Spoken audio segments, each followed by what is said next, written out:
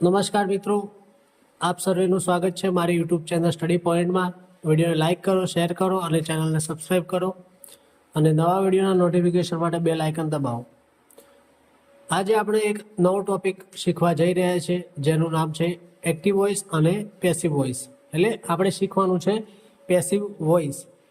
તો શરૂઆત કરીએ ઇન્ટ્રોડક્શન ટુ વોઇસ. બરોબર. સૌથી પહેલાં વોઇસ એટલે શું? તો વોઇસ બતાવે છે કે સેન્ટેન્સમાં કામ કોણ કરે છે અને કોના પર થાય છે. બરાબર. વોઇસ અહીંયા આપણે જે રીતે ગુજરાતી વ્યાકરણમાં કર્તરી વાક્યરચના અને કર્મણી વાક્યરચના જોઈએ છીએ, બસ આ તે જ ટોપિક છે જે અંગ્રેજી વ્યાકરણમાં આવે છે. એક્ટિવ વોઇસ એટલે કે કર્તરી વાક્યરચના અને પેસિવ વોઇસ એટલે કર્મણી વાક્યરચના. એટલે વોઇસના મુખ્ય બે પ્રકાર છે, એક્ટિવ વોઇસ કર્તરી વાક્ય રચના અને પેસિવ વોઇસ એટલે કે કર્મણી વાક્ય રચના. બરાબર. આજે આપણે ઇન્ટ્રોડક્શન લેવાનું છે એક્ટિવ વોઇસ અને પેસિવ વોઇસનો. બરોબર. તો આગળ જોઈએ. તો એક્ટિવ વોઇસ શું છે? તો જ્યારે સબ્જેક્ટ પોતે કામ કરે ત્યારે એક્ટિવ વોઇસ કહેવાય છે. સબ્જેક્ટ એટલે કે કર્તા. બરોબર. આપણે ટેન્સના લેક્ચર જોયા. બરોબર. તો એમાં દરેક જે વાક્ય જોયા તે બધા એક્ટિવ વોઇસ હતા. અમુક હશે જે પેસિવની રચનામાં દર્શાવ્યા હશે આપણે એક્ઝામ્પલ. બરાબર. પરંતુ મોટા ભાગના હતા જે આપણે એક્ટિવ વોઇસમાં હતા. ત્યાં આપણે સબ્જેક્ટ છે એટલે કે કર્તા જે તે મુખ્ય આધાર રાખતો હતો. તે પોતે કામ કરે છે એવું દર્શાવે ત્યારે એક્ટિવ વોઇસ કહેવાય છે. તેનું સ્ટ્રક્ચર આપણે જોયું હતું, subject plus verb plus object એટલે કે કર્તા પછી ક્રિયાપદ અને કર્મ. આ રીતની તેની એક્ટિવ વોઇસની વાક્યરચના થાય. અહીંયા કેટલાક એક્ઝામ્પલ આપે છે. રવિ રાઇટ્સ અ લેટર એટલે કે રવિ પત્ર લખે છે. તો એ રવિ કરતા છે, તેના આધારે આપણે મુખ્ય ક્રિયાપદ રાઇટને એસ પ્રત્યય લગાડેલો છે એટલે કે આ સાદો વર્તમાનકાળ છે. બરોબર. પછી બીજું વાક્ય છે શી ડ્રિંક્સ મિલ્ક એટલે કે તેણીની દૂધ પીવે છે. બરાબર. તો એ કામ કોણ કરે છે? તે અથવા તો તેણીની શું કામ કરે છે? દૂધ પીવાનું. બરોબર. તો એ શી કરતા છે, ડ્રિંક એ કર્મ છે એટલે અહીંયા શી કરતા છે, ડ્રિંક એ ક્રિયાપદ છે અને મિલ્ક છે એ કર્મ છે. તો આપણે પાર્ટ ઓફ સ્પીચમાં જોયું હતું કે શું અને કોને દ્વારા પ્રશ્ન કરીએ વાક્યમાં તો આપણને કર્મ મળતું હોય છે. બરાબર. અને કર્તા માટે કોણથી પ્રશ્ન કરીએ અને ક્રિયાપદ શોધવા માટે શુંથી પ્રશ્ન કરીએ કે શું કરે છે. બરાબર. પછી ત્રીજું વાક્ય છે દે પ્લે ક્રિકેટ એટલે કે તેઓ ક્રિકેટ રમે છે. તો અહીંયા તમે જો આ ત્રણે ત્રણ વાક્ય છે સાદા વર્તમાનકાળના છે અને અહીંયા રવિ જે કરતા છે જે પત્ર લખે છે, પછી શી જે કરતા છે જે મિલ્ક એટલે કે દૂધ પીવે છે અને ત્રીજા વાક્યમાં દે કરતા છે જે ક્રિકેટ રમે છે. બરોબર. તો એ જે કરતા કામ કરી રહ્યા છે તેની વાત થાય છે. એટલે કે એક્ટિવ વોઇસમાં કર્તા પર મુખ્ય આધાર રાખતો હોય છે વાક્યનો. બરાબર. અને આપણે જોયું છે કે કર્તાના આધારે આપણે ક્રિયાપદને એસ કે ઈએસ કે એમ ઇઝ આર કે વોઝ વેર કે હેવ હેઝ જે પણ સહાયકારક ક્રિયાપદ મૂકવાનું થતું હોય છે તે આપણે કર્તાના આધારે મૂકીએ છીએ એક્ટિવ વોઇસમાં. બરાબર. આગળ જોઈએ. હવે એક્ટિવ વોઇસમાંથી પેસિવ વોઇસ કેમ બનાવીએ છીએ? તો જોઈએ, ક્યારેક કામ કરનાર મહત્વનું નથી પરંતુ કામ મહત્વનું હોય છે. એટલે કે ઘણીવાર કેવું કરતા ઇમ્પોર્ટન્ટ નથી કે કોણે કર્યું કામ. બરાબર.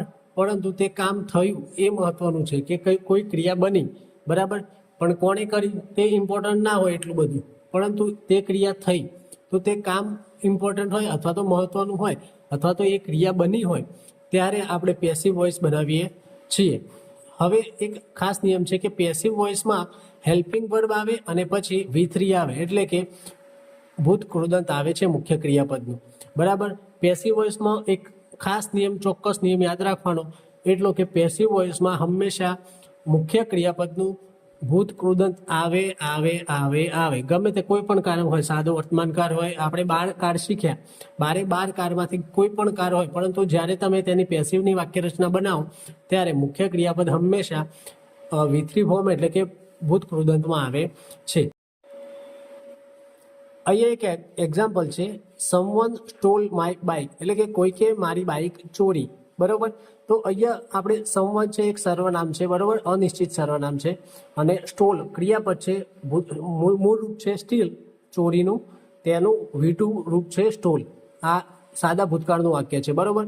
અને માય બાઇક તો શું ચોર્યું? મારી બાઇક. એટલે કે અહીંયા માય બાઇક છે એ કર્મ તરીકે વપરાયેલું છે. હવે તમે એ જો કર્તા છે સમવન, તેના આધારે અહીંયા ક્રિયાપદ વપરાયેલું છે. એટલે આ વાક્ય છે એ એક્ટિવ વોઇસમાં વાક્ય રચના આપેલી છે, કારણ કે કર્તા પર વધારે ભાર આપેલો છે. અને આપણે કીધું તેમ પેસિવ વોઇસમાં મુખ્ય ક્રિયાપદ હંમેશા V3 ફોર્મ એટલે કે ભૂત કૃદંતમાં આવે છે. બરોબર, અહીંયા સ્ટીલનું V2 રૂપ છે, ભૂતકાળનું રૂપ છે, V3 ફોર્મ થાય સ્ટોલન. બરાબર, એટલે આપણને ખબર પડે કે આ વાક્ય રચના છે એ એક્ટિવ વોઇસની છે. બરાબર, અહીંયા પેસિવ વાક્ય રચના આપેલી છે માય બાઇક વોઝ સ્ટોલન, એટલે કે મારી બાઇક ચોરાઈ. બરોબર, ચોર કોણ હતું તે મહત્વનું નથી, મતલબ મહત્વનું તો છે પરંતુ આપણને ખબર નથી કે ચોર કોણ હતો. બરાબર, પરંતુ આપણે જ્યારે અહીંયા કર્મ માય બાઇકથી આપણે વાક્યની શરૂઆત કરીએ, માય બાઇક જે કર્મ છે, કર્મના આધારે આપણે વાક્ય બનાવીએ છીએ. બરોબર, શરૂઆત કરીને તો તે પેસિવ વાક્ય રચનામાં આવે છે. તો માય બાઇકના આધારે આપણે ઉપર જોયું કે સમવન સ્ટોલ માય બાઇક, એટલે કોઈકે મારી બાઇક ચોરી. આપણને ખબર નથી કોણે ચોરી, પરંતુ આપણે સર્વનામ ઉપયોગ કરીને એટલે કે કર્તા ઉપયોગ કરીને જ્યારે વાક્ય બનાવીએ છીએ આ સેન્ટેન્સ કે કોઈકે મારી બાઇક ચોરી, તો આપણે એક્ટિવ વોઇસમાં બનાવીએ છીએ. અને નીચેનું જે પેસિવ વાક્ય છે તેમાં તમે જોઈ શકો છો કર્તાની હાજરી નથી, ત્યાં તમને કર્તા જોવા મળશે નહીં. ત્યાં માત્ર માય બાઇક જે કર્મ છે, વોઝ છે એ સહાયકારક ક્રિયાપદ છે, અને સ્ટોલન એ મુખ્ય ક્રિયાપદનું V3 ફોર્મ આપેલું. એટલે કે મારી બાઇક ચોરાઈ, હવે કોણે ચોરી એ આપણને ખબર નથી. ઉપરના વાક્યમાં એવું ભાષાંતર થતું હતું કે કોઈકે બાઇક ચોરી, કોઈકે મારી બાઇક ચોરી, અને નીચેના વાક્યમાં એવું થાય છે મારી બાઇક ચોરાઈ. બરોબર, ચોર કોણ હતું તે આપણને ખબર નથી. એટલા માટે અહીંયા કહે છે કે જ્યારે કામ કરનાર મહત્વનું નથી પરંતુ કામ મહત્વનું છે, અથવા તો જ્યારે કામ કરનાર હોય તેની આપણને ખબર ના હોય, બરોબર, અને કામ થયું હોય ત્યારે આપણે પેસિવ વાક્ય રચના વાપરતા હોઈએ છીએ. બરાબર, એટલે અહીંયા માય બાઇક છે તેના આધારે આપણે ઉપર જે સમવન સ્ટોલ માય બાઇક એ એક્ટિવ વોઇસનું વાક્ય હતું. બરોબર, અને આપણને ખબર છે સમવન સાથે V2 રૂપ છે એટલે કે સાદા ભૂતકાળનું છે. તો આપણે નીચે પેસિવ વાક્ય રચના સાદા ભૂતકાળનું પેસિવ બનાવેલું છે કે માય બાઇક છે એ કર્મ છે તો તેને આગળ લાવ્યા. પછી માય બાઇક એક વચન છે, તો આપણે પેસિવ બનાવવા માટે સાદા ભૂતકાળમાં વોઝ વેરમાંથી માય બાઇક એક વચન હોવાથી વોઝ મૂકીશું, અને મુખ્ય ક્રિયાપદ સ્ટોલ છે તો તેનું V3 ફોર્મ સ્ટોલન મૂકીએ છીએ. એટલે કે આ રીતે આપણે પેસિવ રચના બનાવીએ છીએ. એટલે કે યાદ રાખવાનું કે એક્ટિવ વોઇસમાં કર્તાના આધારે આપણે ક્રિયાપદ મૂકતા હોઈએ છીએ, અને પેસિવ વોઇસમાં કર્મના આધારે આપણે મુખ્ય ક્રિયાપદ અને સહાયકારક ક્રિયાપદ મૂકતા હોઈએ છીએ. બરાબર, કેટલીક વાર આપણે પેસિવ વોઇસમાં કર્તાનો ઉપયોગ કરતા નથી. બરોબર, આમ તમે જોઈ શકો છો કે એક્ટિવ વોઇસ તેનું ગુજરાતી કરો કર્તરી વાક્ય રચના. તો કર્તરી એટલે કે કર્તા, એ રીતે તમે ખાસ યાદ રાખો કે કર્તરી આવે છે એટલે કે કર્તા પર વધારે ભાર, અને પેસિવ વોઇસ તેનું ગુજરાતી થાય કર્મણી વાક્ય રચના. તો કર્મ આવે છે એટલે કે પેસિવ વોઇસમાં કર્મ પર વધારે ભાર આપેલો હોય છે વાક્યમાં. બરાબર, ખાસ એટલું યાદ રાખવાનું. આગળ જોઈએ તો પેસિવ વોઇસ શું છે? જ્યારે ઓબ્જેક્ટ પર કામ થાય ત્યારે પેસિવ વોઇસ કહેવાય છે. ઓબ્જેક્ટ એટલે કે કર્મ. બરાબર, તો તેનું સ્ટ્રક્ચર આપેલું છે object plus helping verb plus V3 plus by plus subject. હવે અહીંયા જો આપણે એક્ટિવ વોઇસની વાક્ય રચના જોઈ હતી તેમાં subject plus verb plus object એ રીતનું હતું. જ્યારે પેસિવ વોઇસમાં કેવું કે કર્મની વાક્ય રચના હોય છે તો તેની શરૂઆત આપણે કર્મથી કરીએ છીએ. એટલે સૌથી પહેલાં કર્મ મૂકવાનું, પછી જે તે કાળનું સહાયકારક ક્રિયાપદ મૂકવાનું, પછી મુખ્ય ક્રિયાપદનું V3 ફોર્મ મૂકવાનું, પછી અહીંયા બાય પ્રિપોઝિશન મૂકવાનું, અને પછી સબ્જેક્ટ મૂકવાનું. અહીંયા બાય કેમ મૂકવામાં આવે છે? તો બાયનો મતલબ થાય કે દ્વારા અથવા તો વડે, મારા વડે આ કામ થયું એમ કહેવામાં આવે છે. અહીંયા એક્ઝામ્પલ જોઈએ એટલે ખબર પડશે. A letter is written by Ravi, એટલે કે એક પત્ર રવિ દ્વારા લખવામાં આવ્યો. બરોબર, આપણે પહેલા એક્ટિવ વોઇસનું વાક્ય જોયું હતું એમાં જોયું હતું કે રવિ રાઇટ્સ અ લેટર, એટલે કે રવિ પત્ર લખે છે એવું હતું. અને તેનું પેસિવ કર્યું તો a letter is written by Ravi, એટલે કે રવિ દ્વારા એક પત્ર લખવામાં આવ્યો. તો અહીંયા જો અ લેટર એ કર્મ છે તો આપણે કર્મ આગળ લાવ્યા, પછી સાદો વર્તમાનકાળ હતો તો અ લેટર એક વચન છે તો તેની સાથે આપણે સહાયકારક ક્રિયાપદ સાદા વર્તમાનકાળમાં ઇઝ મૂક્યું. બરાબર, અને પછી રાઇટ છે એટલે કે લખવું, રાઇટ મૂળ રૂપ હતું તેનું V3 ફોર્મ રિટર્ન મૂક્યું. પછી અહીંયા બાય મૂક્યું. બાય શા માટે મૂક્યું કે રવિ બાયનો મતલબ થાય કે દ્વારા અથવા તો વડે, આના દ્વારા આ ક્રિયા થઈ, બરાબર. એટલે બાય મૂક્યું અને પછી સબ્જેક્ટ એટલે કે કર્તા મૂકેલો છે. એટલે કે a letter is written by Ravi, એટલે કે રવિ દ્વારા એક પત્ર લખવામાં આવ્યો અથવા તો રવિ દ્વારા એક પત્ર લખવામાં આવે છે. પછી બીજું વાક્ય છે milk is drunk by her. તો અહીંયા પણ તમે જોઈ શકો છો, આપણે આગળ જોયું તો વાક્ય જોયું હતું આગળ કે શી ડ્રિંક્સ મિલ્ક, બરોબર, એટલે કે તેની દૂધ પીવે છે. પરંતુ અહીંયા તેનું પેસિવ આપ્યું છે milk is drunk by her, એટલે કે તેની દ્વારા દૂધ પીવાય છે, બરોબર. તો તમે ભાષાંતર જોઈ શકો છો કેવી રીતે થાય છે. પેલામાં તે દૂધ પીવે છે અને આમાં ભાષાંતર થાય છે તેના દ્વારા દૂધ પીવાય છે. આપણે ગુજરાતી વ્યાકરણમાં કર્તરી વાક્યરચના અને કર્મણી વાક્યરચના ભણ્યા હશું, તો તેના પરથી વધારે ખ્યાલ આવશે. તો અહીંયા પણ તમે જોઈ શકો તે શું પીવે છે, તો મિલ્ક. તો મિલ્ક છે એ કર્મ છે, તો તે આગળ લાવ્યા. હવે દૂધ છે તો તે એક વચનમાં આવવાનું, બરોબર. તો તેના સાથે આપણે સાદા વર્તમાનકાળમાં ઇઝ સહાયકારક ક્રિયાપદ મૂક્યું. પછી ડ્રિંકનું V3 ફોર્મ ડ્રંક મૂક્યું. પછી બાય મૂક્યું અને પછી શીનું હર કર્યું, બરાબર. અહીંયા જો રવિ હતું નામ હોય તો આપણે નામ જ મૂકીએ છીએ, પરંતુ જો સર્વનામ આપેલા હોય તો આપણે તેનું કર્તા વિભક્તિમાંથી કર્મ વિભક્તિમાં ફેરવીએ છીએ. આપણે આગળ જોયું હતું કે આઈ, વી, યુ, ધે એ બધાના પેલા કર્મ વિભક્તિ અને પછી સંબંધક પ્રોનાઉન એટલે કે રિલેટિવ પ્રોનાઉન, પછી ઓબ્જેક્ટ પ્રોનાઉન, એ બધા આપણે આગળના લેક્ચરમાં શરૂઆતના લેક્ચરમાં જોયું હતું કે આઈનું મી થાય, માઇન થાય, માય, માઇન, પછી હીનું હિમ, હીઝ એ બધું થાય. પછી શીનું હર, એ બધું જ્યારે આપણે ટ્રાન્સફોર્મ કરીએ કે subject pronoun, object pronoun, relative pronoun, એ બધું આપણે આગળના લેક્ચરમાં મૂકેલું છે, બરોબર. આજે તેનો ઉપયોગ થશે ખાસ અહીંયા, બરોબર. તો અહીંયા આપણે શી હતું તો શીનું આપણે કર્મ વિભક્તિમાં ટ્રાન્સફર કર્યું હર, બરાબર. પછી ત્રીજું વાક્ય છે cricket is played by them, બરાબર. તો અહીંયા શું રમવાની વાત હતી, ક્રિકેટ. તો ક્રિકેટ કર્મ છે તો તેને આગળ લાવ્યા. પછી સાદા વર્તમાનકાળમાં ક્રિકેટ એક વચન છે એટલે ઇઝ સહાયકારક ક્રિયાપદ મૂક્યું. અને પ્લે હતું તો તેનું V3 ફોર્મ આપણું પ્લેડ મૂક્યું. તો ક્રિકેટ ઇઝ પ્લેડ, પછી બાય મૂક્યું અને પછી દે કરતા હતો આગળના વાક્યમાં, બરાબર. આપણે પેલા આગળ 3 વાક્ય જોયા હતા ને, આ 3 વાક્ય જોયા હતા ને આપણે. અહીંયા Ravi writes a letter, she drinks milk અને ધે પ્લે ક્રિકેટ, બરાબર. એ 3 વાક્યના આપણે અહીંયા પેસિવ વાક્ય રચના બનાવેલા છે, બરાબર. એટલે કે અહીંયા ક્રિકેટ કર્મ હતું તો તેને આગળ લાવ્યા. પછી સાદા વર્તમાનકાળમાં સહાયકારક ક્રિયાપદ ઇઝ મૂકીને મુખ્ય ક્રિયાપદનું V3 ફોર્મ પ્લેડ મૂક્યું અને બાય મૂક્યા. પછી ધેનું આપણે કર્મ વિભક્તિ ધેમ મૂકેલું છે, બરાબર. એટલે કે તેમના દ્વારા ક્રિકેટ રમાય છે, બરાબર. આમ શું હતું, ધે પ્લે ક્રિકેટ, એટલે કે તેઓ ક્રિકેટ રમે છે. તેવું ગુજરાતી થાય એક્ટિવ વોઇસનું. અને passive voice cricket is played by them, તો તેનો મતલબ થાય કે તેમના દ્વારા ક્રિકેટ રમાય છે, બરાબર. આગળ જોઈએ.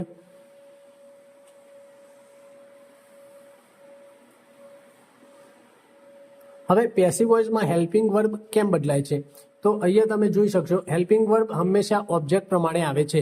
એટલે કે જ્યારે એક્ટિવ વોઇસની વાત હોય તો એક્ટિવ વોઇસમાં આપણે હેલ્પિંગ વર્બ છે એ કર્તાના આધારે, સબ્જેક્ટના આધારે મૂકીએ છીએ. અને પેસિવ વોઇસમાં હેલ્પિંગ વર્બ આપણે ઓબ્જેક્ટ એટલે કે કર્મના આધારે મૂકીએ છીએ. એટલા માટે જ્યારે આપણે એક્ટિવ વોઇસમાંથી પેસિવ વોઇસમાં ફેરવીએ ત્યારે ઓબ્જેક્ટને આપણે આગળ લાવીએ છીએ, બરાબર. તો ઓબ્જેક્ટ એક વચન છે, બહુવચન છે, તેના આધારે આપણે હેલ્પિંગ વર્બ એટલે કે સહાયકારક ક્રિયાપદ બદલતા હોઈએ છીએ. અહીંયા એક એક્ઝામ્પલ આપ્યું છે, રવિ રાઇટ્સ લેટર્સ, એટલે કે રવિ પત્રો લખે છે. અહીંયા લેટર્સ બહુવચન આપ્યું છે, એટલે કે એક પત્રની વાત નથી, ઘણા બધા પત્રોની વાત છે. અહીંયા લેટર એક નામ આપેલું છે, બરોબર. તેને એસ પ્રત્યે લગાડીને બહુવચન બનાવેલું છે, એટલે કે લેટર્સ એટલે કે પત્રો, એટલે કે રવિ પત્રો લખે છે, બરાબર. તો અહીંયા રવિ શું છે, કર્તા છે, રાઇટ છે એ ક્રિયાપદ છે અને લેટર્સ એ કર્મ આપેલું છે, બરાબર. હવે આ એક્ટિવ વોઇસનું વાક્ય રચના છે, તેને આપણે પેસિવમાં ફેરવીએ તો અહીંયા આપણે કીધું તેમ કે કર્મને આગળ લાવવું પડે. તો કર્મ શું છે? લેટર્સ. તો આપણે લેટર્સને આગળ લાવે, બરાબર. હવે આપણે રવિ છે તેના આધારે રાઇટ્સ મૂક્યું છે, એટલે આપણને ખબર પડે કે આ સાદો વર્તમાનકાળ છે. તો સાદા વર્તમાનકાળની એક્ટિવ વોઇસની વાક્ય રચના છે રવિ રાઇટ્સ લેટર્સ. હવે તેનું પેસિવ વોઇસ કરવા માટે આપણે સૌથી પહેલા કર્મ આગળ લાવ્યા, એટલે કે લેટર્સ આગળ લાવ્યા. પછી સાદા વર્તમાનકાળનું પેસિવ કરતી વખતે એમ ઇઝ આર એ 3 સાદા વર્તમાનકાળના સહાયકારક ક્રિયાપદ હોય છે. તો તેમાંથી આપણે લેટર્સ બહુવચન છે, તો બહુવચનના આધારે આપણે આર મૂકીશું, એટલે કે લેટર્સ આર. પછી રાઇટ્સ હતું તો તેનું આપણે V3 ફોર્મ મૂકીશું રિટર્ન, બરાબર. Letters are written. પછી બાય મૂકવાનું, બાયનો મતલબ થાય કે દ્વારા અથવા તો વડે. અને પછી અહીંયા રવિ નામ આપેલું હતું તો આપણે રવિ મૂક્યું, એટલે કે letters R return by Ravi, એટલે કે રવિ દ્વારા પત્રો લખવામાં આવે છે, બરાબર. તો તમે જોઈ શકો છો ભાષાંતર કેવું થાય છે, રવિ રાઇટ્સ લેટર્સ, એટલે કે રવિ પત્રો લખે છે. અને પેસિવ વોઇસમાં શું ભાષાંતર થાય છે? રવિ દ્વારા પત્રો લખવામાં આવે છે, બરાબર. તો તમે સમજી શકો છો કે એક્ટિવ વોઇસ અને પેસિવ વોઇસનું ફરક કેવી રીતે પડે છે. એક્ટિવ વોઇસમાં કર્તા પર વધારે ભાર હોય છે અને પેસિવ વોઇસમાં કર્મ પર વધારે ભાર હોય છે. હવે લેટર્સ પ્લુરલ, એટલે કે હવે લેટર્સ પ્લુરલ બહુવચન હોવાથી અહીંયા સહાયકારક ક્રિયાપદ આર આવશે, એટલે કે પેસિવ વોઇસમાં આપણે હેલ્પિંગ વર્બ બદલીએ છીએ કે એક્ટિવ વોઇસમાં કર્તાના આધારે આપણે સહાયકારક ક્રિયાપદ મૂકતા હોઈએ છીએ અને પેસિવ વોઇસમાં હેલ્પિંગ વર્બ અને મુખ્ય ક્રિયાપદ હોય છે તે ઓબ્જેક્ટ પ્રમાણે મૂકીએ છીએ. આગળ જોઈએ તો પેસિવ વોઇસ ક્યારે વપરાય? તો એક છે ડુઅર ખબર ના હોય. ડુઅર એટલે કે ડુ એટલે કરવું, અને જે કામ કરતો હોય તેને કહેવાય ડુઅર. એટલે કે ડુઅર ખબર ના હોય, એટલે કે કામ કરનાર કરતા કોણ છે તે આપણને ખબર ના હોય ત્યારે આપણે પેસિવ વોઇસ વાપરીએ છીએ. અહીંયા જો પહેલું છે આપણું વાક્ય માય વોલેટ વોઝ સ્ટોલન, એટલે કે વોલેટ એટલે કે પર્સ, મારું પર્સ ચોરાઈ ગયું, બરાબર. હવે કોઈક ચોરી કર્યું હશે પણ આપણને ખબર નથી કે કોણે ચોર્યું, એટલે કે અહીંયા કરતા ખબર ના હોય. ડુઅર એટલે કે જે ક્રિયા કરનાર છે તે આપણને ખબર નથી, બરાબર. એ ખબર ના હોય ત્યારે આપણે પેસિવ રચના વાપરીએ છીએ, એટલે કે માય વોલેટ વોઝ સ્ટોલન, એટલે કે મારું પર્સ ચોરાઈ ગયું, બરાબર. પછી બીજું છે ડુઅર મહત્વનું ન હોય, એટલે કે જે કરતા હોય ક્રિયા કરનાર હોય તે ઇમ્પોર્ટન્ટ ના હોય ત્યારે આપણે પેસિવ વાપરીએ છીએ. તેનું વાક્ય જોઈએ English is spoken world wide, એટલે કે અંગ્રેજી વર્લ્ડ વાઇડ એટલે કે આખા વિશ્વમાં. English is spoken world wide એટલે કે અંગ્રેજી વિશ્વભરમાં બોલાય છે, બરાબર. તો અહીંયા કોના દ્વારા બોલાય છે? મતલબ કોણ બોલે છે?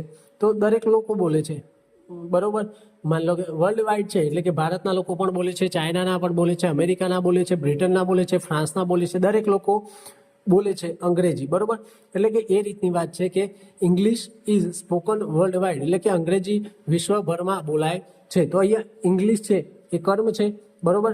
તે એક વચન છે તો આપણે તેના સાથે સહાયકારક ક્રિયાપદ ઇઝ મૂક્યું, અને સ્પીક V1 હોય છે તો તેનું V3 ફોર્મ આપણે સ્પોકન મૂક્યું છે, અને વર્લ્ડ વાઇડ એટલે કે વિશ્વભરમાં અંગ્રેજી બોલાય છે. તો અહીંયા કોણ બોલે છે એ આપણને આપેલું નથી, કારણ કે કરતા ઇમ્પોર્ટન્ટ નથી. આપણે જનરલ વાત કરીએ છીએ કે કોઈ એક વ્યક્તિ અંગ્રેજી બોલે છે એવું વાત નથી, દરેક લોકો વિશ્વભરમાં અંગ્રેજી બોલે છે એવું વાત છે, બરાબર. અહીંયા બાય પીપલ લખવું હોય તો લખી શકીએ, પરંતુ તેનું મહત્વ રહેતું નથી, કારણ કે જનરલ વાત થાય છે અને અહીંયા જે કરતા છે તે મહત્વનો રહેતો નથી એટલા માટે, બરાબર. એટલે આપણે અહીંયા કરતા મૂકેલો નથી ત્યારે આપણે પેસિવ વાપરી શકીએ છીએ. પછી ત્રીજું છે સાયન્ટિફિક રાઇટિંગ, એટલે કે સાયન્ટિફિક એટલે કે વૈજ્ઞાનિક કંઈક લખાણ હોય અથવા તો કંઈક પ્રયોગ કરેલો હોય, બરાબર, ત્યારે આપણે પેસિવ વાપરીએ છીએ. તો અહીંયા જો the experiment was conducted, experiment એટલે કે પ્રયોગ, અને કન્ડક્ટેડ એટલે કે કરવામાં આવ્યો, બરાબર. તો અહીંયા જો ધ એક્સપેરિમેન્ટ એટલે પ્રયોગ કરવામાં આવ્યો. હવે સાયન્ટિફિક છે, એક્સપેરિમેન્ટ કોણ કરે? સાયન્ટિસ્ટો હોય તે જ લોકો કરે. એટલે આ રીતના સાયન્ટિફિક પ્રયોગો હોય કે એ રીતનું હોય તો એ પણ આપણે પેસિવ વોઇસમાં લખી શકીએ છીએ. આગળ જોઈએ ન્યૂઝપેપરની હેડલાઇન, બરાબર. અહીંયા છે ધ બ્રિજ વોઝ ઇનોગ્યુરેટેડ યસ્ટરડે. તો ઇનોગ્યુરેટેડ એટલે કે લોકાર્પણ કરવું, બરાબર. ઉદ્ઘાટન કરવું એ રીતે. તો અહીંયા જો ધ બ્રિજ, આપણે નવો બ્રિજ બનાવ્યો હોય તો તેનું ઉદ્ઘાટન કરવામાં આવ્યું યસ્ટરડે એટલે કે ગઈકાલે. બરાબર, ઘણીવાર હોય છે ને કે ભાઈ પ્રધાનમંત્રીએ આ મ્યુઝિયમ ઓપન કર્યું અથવા તો ઉદ્ઘાટન કર્યું, પ્રધાનમંત્રીએ આ રસ્તો ઉદ્ઘાટન કર્યો કે પુલ ઉદ્ઘાટન કર્યો, બસ તે જ વાક્ય છે. પરંતુ અહીંયા કેવું કે કોના દ્વારા કરવામાં આવે છે તે લખવામાં નથી આવ્યું, પરંતુ અહીંયા કર્મ શું છે, બ્રિજ એટલે કે પુલ, પુલનું ઉદ્ઘાટન કરવામાં આવ્યું. કોના દ્વારા કર્યું તે લખેલું નથી, પરંતુ એટલું લખેલું છે કે પુલનું ઉદ્ઘાટન ગઈકાલે કરવામાં આવ્યું, યસ્ટરડે એટલે ગઈકાલે. તો એ કર્મ છે ધ બ્રિજ, અને યસ્ટરડે ભૂતકાળ છે એટલે આપણે ધ બ્રિજ એક વચન હોવાથી ભૂતકાળમાં વોઝ વેરમાંથી વોઝ મૂક્યું, અને ઇનોગ્યુરેટ તે મૂળ છે તેનું ઈડી લગાવીને વિથરી ફોર્મ કરેલું છે એટલે કે ભૂતકૃદંત મૂકેલું છે. અહીંયા ખબર નથી કે પ્રાઇમ મિનિસ્ટરે કર્યું કે બીજા કોઈએ કર્યું. બરાબર, એટલું લખેલું છે કે બ્રિજનું ઉદ્ઘાટન કરવામાં આવ્યું. એટલે કે ન્યૂઝપેપરની આવી હેડલાઇન હોય છે તે ઘણીવાર પેસિવ વોઇસમાં મુકાતી હોય છે. આગળ જોઈએ ઓફિશિયલ નોટિસ, એટલે કે ઓફિશિયલી કોઈક સૂચના હોય, નોટિસ હોય, બરાબર, તેને આપણે પેસિવ વોઇસમાં મૂકીએ છીએ. વાક્ય જોઈએ the meeting has been postponed, એટલે કે મીટિંગ છે એ પોસ્ટપોન્ડ રાખવામાં આવી છે અથવા તો મુલતવી રાખવામાં આવી છે. પોસ્ટપોન્ડ એટલે કે મુલતવી રાખવી. બરાબર, તો એ જો ધ મીટિંગ છે એક વચન છે, તેના સાથે આપણે હેઝ મૂક્યું, પછી બીન મૂક્યું અને પોસ્ટપોન્ડ એ વિથરી ફોર્મ મૂકેલું છે. હવે અહીંયા છે આ વાક્ય છે એ પૂર્ણ વર્તમાન કાળનું છે. તો પૂર્ણ વર્તમાન કાળમાં હેઝ પ્લસ વિથરી આવે છે એક્ટિવ વોઇસમાં, બરાબર, પરંતુ પેસિવ વોઇસમાં આપણે બિન વધારાનું લગાવીએ છીએ. તે આપણે આગળ જેમ જેમ કાળ, દરેક કાળના પેસિવ વાક્ય રચના જોઈશું ત્યારે ખબર પડશે. બરાબર, તો અહીંયા તમે જો ઓફિશિયલ નોટિસ છે, માની લો કે કોઈ ઓફિસ છે અથવા તો કોઈ ગવર્મેન્ટ ઓથોરિટી છે, બરાબર, તેને નક્કી કર્યું કે મીટિંગ પોસ્ટપોન કરવી છે, તો આપણે કહીએ કે મીટિંગ પોસ્ટપોન કરવામાં આવી છે. બરાબર, એટલે ઓફિશિયલ નોટિસ હોય તે ઘણીવાર આપણે પેસિવમાં મૂકીએ છીએ, the meeting has been postpone. બરાબર, આગળ જઈએ સબ્જેક્ટ અને ઓબ્જેક્ટની ઓળખ કરવાની ટ્રીક. તો આપણે આ ટ્રીક આપણે પાર્ટ ઓફ સ્પીચમાં જોયું હતું. બરાબર, કે સબ્જેક્ટ, ઓબ્જેક્ટ, પછી વર્બ, એડવર્બ કેવી રીતે ઓળખવા. તો આપણે વાક્યને ક્વેશ્ચન પૂછવું પડે. હુ એટલે કે કોણ. આપણે એક્ટિવ વોઇસ અને પેસિવ વોઇસ, બરાબર, એ બે વોઇસ શીખવાના છે. તેમાં એક્ટિવ વોઇસ તો આપણે જોઈ લીધા છે. હવે પેસિવ વોઇસ જોવાનું, તો પેસિવ વોઇસમાં વધારે મહત્વનું શું છે, કર્મ. બરાબર, તો આપણે કર્મ પર વધારે ફોકસ કરવાનો છે. એટલે આપણે કર્તા અને કર્મ કોણ છે વાક્યમાં તે ખાસ ઓળખવાનું રહેશે. તો આપણે વાક્યમાં કર્તા ઓળખવા માટે હુ એટલે કે કોણ દ્વારા પ્રશ્ન કરીશું તો આપણને કર્તા મળશે, અને વોટ એટલે કે શું, તેના દ્વારા આપણે પ્રશ્ન કરીશું તો આપણને કર્મ મળશે. અહીંયા વાક્ય આપ્યું છે રવિ ઇટ્સ મેંગો. બરાબર, તો અહીંયા જો રવિ કર્તા છે અને ઈટ એટલે ખાય છે, અને મેંગો એટલે કે કેરી, તો રવિ કેરી ખાય છે. બરાબર, તેવું મતલબ થાય. તો અહીંયા રવિ ક્રિયા કરે છે એટલે કે આ એક્ટિવ વોઇસની વાક્ય રચના છે. તો આપણે પૂછી શકીએ કે હુ ઇટ્સ એટલે કે કોણ ખાય છે, તો શું જવાબ મળે છે, રવિ. તો આપણે કોણ દ્વારા પ્રશ્ન કર્યો વાક્યમાં કે કોણ ખાય છે, હુ ઇટ્સ એટલે કે કોણ ખાય છે, તો જવાબ મળે કે રવિ. તો રવિ છે એ સબ્જેક્ટ થયું. બરાબર, અને બીજું વાક્ય છે વોટ ડઝ રવિ ઇટ. બરાબર, આપણે અહીંયા જો ઉપર સાદા વર્તમાન કાળનું વાક્ય હતું અને બીજા વાક્યમાં આપણે વોટથી પ્રશ્ન કરીશું તો આપણને ઓબ્જેક્ટ એટલે કે કર્મ મળશે. તો વોટ ડઝ રવિ ઇટ. બરાબર, તો આપણે સાદા વર્તમાન કાળ પ્રશ્નાર્થ વાક્ય રચના કેવી રીતે બનાવી જોયું હતું કે WH ક્વેશ્ચન મૂકવાનો, પછી સહાયકારક ક્રિયાપદ મૂકવાનું, રવિ એક વચન છે એટલા માટે ડઝ આવશે, પછી રવિ કરતા, અને પછી મુખ્ય ક્રિયાપદ છે તેનું મૂળ રૂપ મૂકીશું એટલે કે ઇટ્સમાંથી ઇટ બની જશે, એસ નીકળી જશે. બરાબર, તો વોટ ડઝ રવિ ઇટ એટલે કે રવિ શું ખાય છે, તો મેંગો. આપણે જોયું તો રવિ ઇટ્સ મેંગો, રવિ મેંગો ખાય છે. તો આપણે વોટથી પ્રશ્ન કરીએ તો આપણને જે શબ્દ મળે તે આપણું ઓબ્જેક્ટ એટલે કે કર્મ થાય છે. બરાબર, એટલે કે હુ વડે પ્રશ્ન કરીએ તો કોણ એટલે કે સબ્જેક્ટ મળે, અને વોટ વડે પ્રશ્ન કરીએ તો આપણને ઓબ્જેક્ટ મળે છે. એટલે સબ્જેક્ટ અને ઓબ્જેક્ટ ઓળખવાની આ સરસ ટ્રીક છે. આ ટ્રીકથી આપણે સબ્જેક્ટ ઓબ્જેક્ટ ઓળખીને એક્ટિવમાંથી પેસિવ સરળતાથી બનાવી શકીશું. આગળ જોઈએ, અહીંયા જો સબ્જેક્ટ પ્રોનાઉનમાંથી ઓબ્જેક્ટ પ્રોનાઉન આપેલા છે. અહીંયા સબ્જેક્ટ આપ્યા છે ડાબી સાઈડ અને તેનું ઓબ્જેક્ટ ફોર્મ આપેલું છે જમણી સાઈડ. બરાબર, આપણે આગળના લેક્ચરમાં આ વિશે પણ અભ્યાસ કરેલો છે. તો પણ અહીંયા રિવિઝન માટે જોઈ લઈએ. તો આઈ કરતા હોય તો તેનું ઓબ્જેક્ટ થાય મી, પછી વી હોય તો અસ થાય, યુ હોય તો યુનું યુ થાય છે, પછી દે હોય તો ધેમ થાય, હીનું હિમ થાય, શીનું હર થાય અને ઈટનું ઈટ થાય છે. એટલે આટલા સર્વનામ છે, બરોબર. સબ્જેક્ટ સર્વનામ સબ્જેક્ટ પ્રોનાઉન છે, તેનું ઓબ્જેક્ટ પ્રોનાઉન શું થાય તે આપણે અહીંયા જોયું. આગળ જોઈએ V3 એટલે શું? V3 એટલે કે આપણને ખબર છે કે ભૂતકૃદંત છે, એટલે કે પેસિવ વોઇસમાં મેઇન વર્બ હંમેશા V3 પાસ્ટ પાર્ટિસિપલમાં આવે છે, એટલે કે ભૂતકૃદંતમાં આવે છે. આપણે આગળ કીધું કે પેસિવ વોઇસમાં હંમેશા મુખ્ય ક્રિયાપદ છે તે પાસ્ટ પાર્ટિસિપલ ભૂતકૃદંતમાં આવે છે, કોઈ પણ કાર હોય, બરોબર. એટલા માટે અહીંયા થોડાક ક્રિયાપદો આપે છે અને તેનું V1 V2 અને V3 ફોર્મ આપેલા છે. તો જો રાઇટ એટલે લખવું, તેનું V1 ફોર્મ છે તો તેનું V2 ફોર્મ થાય રોટ અને V3 ફોર્મ થાય રિટર્ન. પછી બીજું છે ઈટ એટલે કે ખાવું, તો તેનું V2 ફોર્મ થાય એટ અને V3 ફોર્મ થાય ઈટન. ત્રીજું છે મેક એટલે કે બનાવવું, તો તેનું V2 થાય મેડ અને V3 પણ થાય મેડ. પછી V1 છે ટેક એટલે કે આપવું, તો તેનું V2 થાય ટૂક અને V3 થાય ટેકન. પછી છે સી એટલે જોવું, તો તેનું V2 ફોર્મ થાય સો અને V3 ફોર્મ થાય સીન. પછી છે પુટ એટલે મૂકવું, તો V1 પુટ, V2 પણ પુટ અને V3 પણ પુટ. અમુક ક્રિયાપદો એવા છે જેનું V1 V2 V3 ત્રણે સેમ થાય છે, જેમ કે આ પુટ એટલે કે મૂકવું, પછી કટ એટલે કાપવું, CUT એ ત્રણેયના V1 V2 V3 સેમ થાય છે. એટલે એવા ઘણા ક્રિયાપદો છે, તે આપણે આગળ જોતા રહીશું. પછી છે બ્રેક એટલે કે તોડવું, તેનું V2 થાય બ્રોક અને V3 થાય બ્રોકન. બરાબર. આ કેટલાક ક્રિયાપદો હતા જેનું V1 V2 V3 જોયું. એવા ઘણા પણ ક્રિયાપદો છે, આપણે આગળ જોતા રહીશું. આગળ વધીએ. હવે કયા સેન્ટેન્સનું પેસિવ બનતું નથી તો તે જોઈએ. તો ફક્ત ટ્રાન્ઝિટિવ વર્બ એટલે કે જેનું ઓબ્જેક્ટ હોય તેવા સેન્ટેન્સનું પેસિવ બને છે. બરાબર. આપણે અહીંયા પ્રશ્ન હતો કે કયા સેન્ટેન્સનું પેસિવ બને નહીં. બરોબર. તો જેટલા પણ ટ્રાન્ઝિટિવ વર્બ હોય એટલે કે જેનું ઓબ્જેક્ટ એટલે કે કર્મ હોય તેવા વાક્યનું પેસિવ બને છે. ઓબ્જેક્ટ વગરનું એટલે કે કર્મ ના હોય તેવા વાક્યનું પેસિવ બનતું નથી. સીધી વાત છે, કારણ કે આપણે એક્ટિવ એટલે કર્તાની વાક્ય રચના જેમાં કર્તા પર વધારે ભાર હોય છે, અને તેનું પેસિવ એટલે કે કર્મની વાક્ય રચના તો તેમાં કર્મ ઉપર વધારે ભાર હોય છે. કર્મના આધારે જ આપણે પેસિવ વાક્ય બનાવીએ છીએ.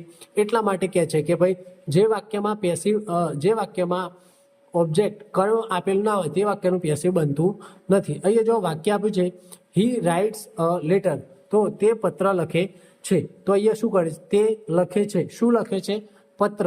તો અહીંયા શું દ્વારા પ્રશ્ન કરે તો આપણને જવાબ મળે કે પત્ર લખે છે. તો અહીંયા પત્ર એટલે કે અ લેટર છે તે ઓબ્જેક્ટ છે, એટલા માટે આ વાક્યનું પેસિવ થઈ શકશે. શું થશે? A letter is written by him. બરાબર. આ રીતે તેનું પેસિવ બનશે. પરંતુ અહીંયા એક વાક્ય આપ્યું છે હી સ્લીપ્સ. હી એટલે કે તે અને સ્લીપ્સ એટલે કે ઊંઘવું, તે ઊંઘે છે. બરોબર. ઊંઘે છે તો ઊંઘવામાં કોઈ કર્મ ના હોય કે શું ઊંઘે છે એવો પ્રશ્ન થાય ના. માની લો કે હું ઊંઘું છું તો હું શું ઊંઘું છું ખબર ના પડે, એવું તો વાક્ય બને જ નહીં. બરાબર. એટલા માટે આ જે હી સ્લીપ્સ વાક્ય છે, બરોબર, તેમાં ઓબ્જેક્ટ આપેલું નથી, એટલા માટે તેનું પેસિવ બનતું નથી.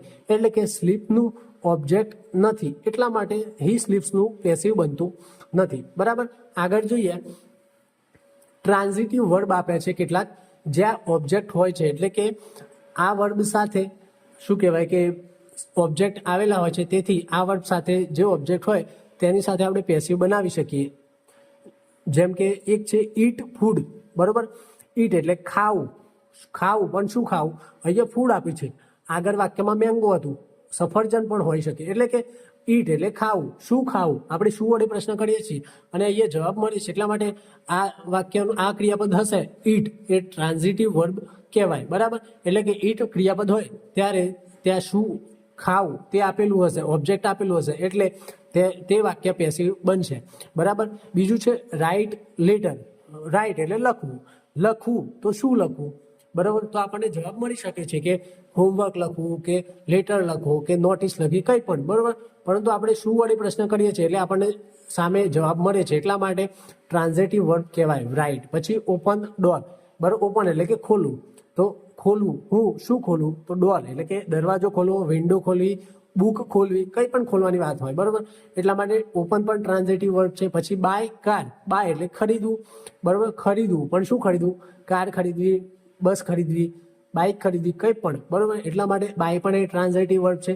પછી છે રીડ બુક, રીડ એટલે વાંચવું, વાંચવું પણ શું, તો બુક વાંચવી, નોવેલ વાંચવી, પછી ન્યૂઝપેપર વાંચવું, કંઈ પણ વાંચવું, એટલે રીડ પણ ટ્રાન્ઝિટિવ વર્બ છે. એટલે કે આ વર્બ સાથે જ્યાં ઓબ્જેક્ટ હોય છે તેવા વાક્યોનું પેસિવ બને છે.